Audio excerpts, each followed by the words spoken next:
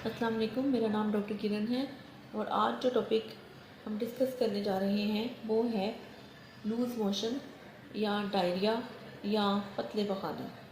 आजकल इस चीज़ का सीज़न है तो मैंने सोचा मैं आपको इसके बारे में थोड़ी सी इंफॉर्मेशन दे दूँ।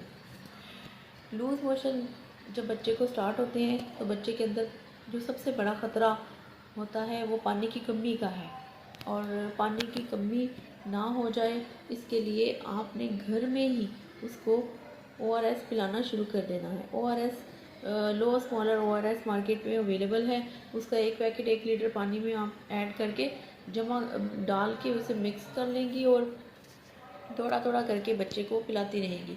हर पतले पखाने के बाद 1 आउंस या आधा कप लिमकोल आपने चम्मच चम्मच करके बच्चे को पिलाना है, और जब तक आप डॉक्टर के पास नहीं पहुंच जाती। अगर आपके घर से हॉस्पिटल क्लिनिक का फासला बहुत ज़्यादा है तो आपने रास्ते में बच्चे को लिमकोल पिलाते रहना है। इस तरह से आप अपने बच्चे को सेव कर सकती हैं। डिहाइड्रेशन की वजह से उसकी जान को जो ख़तरा लाहक है उससे बचा सकते हैं। पोटियाँ जब लूज़ मोशन जब शुरू होते हैं तो कुछ लोग उसको दस्त कहते हैं, कुछ लोग पखाना कहते हैं, पतले पखाने, कुछ लोग लूज़ मोशन कहते हैं। तो ये एक ही चीज़ है।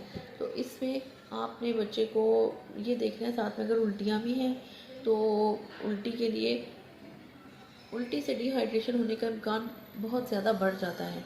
तो अगर उल्टी आए तो उल्टी आने के 10 मिनट के बाद उसको लिमकोल पिलाएं, और अगर लूज़ मोशन आए तो उसके फ़ौरन बाद उसको लिमकोल पिलाएं और फ़ौरन बच्चे को अस्पताल लेकर जाएं ताकि डॉक्टर असेस कर सके कि उसके अंदर डिहाइड्रेशन है। तो उसके मुताबिक उसको ओरल या इंजेक्टेबल फ्लूइड यानी ड्रिप लगानी है तो वो फैसला करेगा। आपने बच्चे को खुद से कोई मेडिसिन स्टार्ट नहीं करनी, क्योंकि हर डायरिया की मुख्तलिफ वजूहात होती हैं। कुछ डायरियाज़ या लूज़ मोशन ऐसे होते हैं जो इन्फेक्शन की वजह से होते हैं, जैसे वायरल इन्फेक्शन है। कुछ ऐसे हैं जो कि काफ़ी, अगर 15 दिन तक या एक हफ्ते से ज़्यादा चले गए हैं तो वो लैक्टोज इंटॉलरेंस की वजह से हो सकते हैं। उसमें भी डिफरेंट ट्रीटमेंट प्लान होता है। बहरहाल आप क्या कर सकते हैं, आपने बच्चे को घर में लिमकोल पिलाना है और उल्टी का अगर सिरप है वो पिलाना है, और फ़ौरन से बच्चे को हॉस्पिटल पहुंचाने की कोशिश करनी है।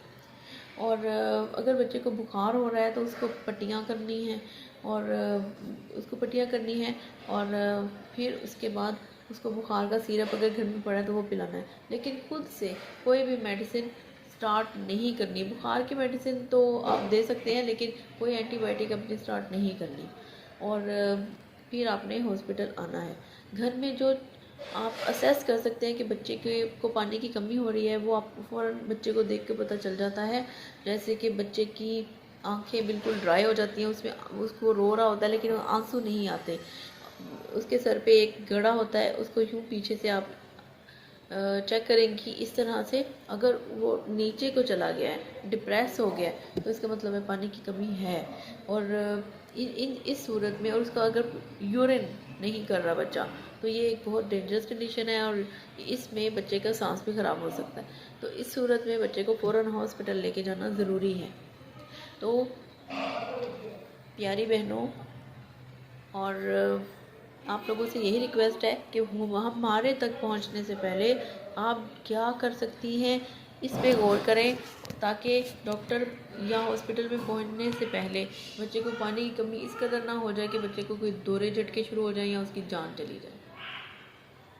ठीक है, अगर आपका इस बारे में कोई क्वेश्चन हो तो आप मेरे कमेंट्स में शेयर कर सकती हैं, फिर मैं उसका आंसर आपको दे दूँगी।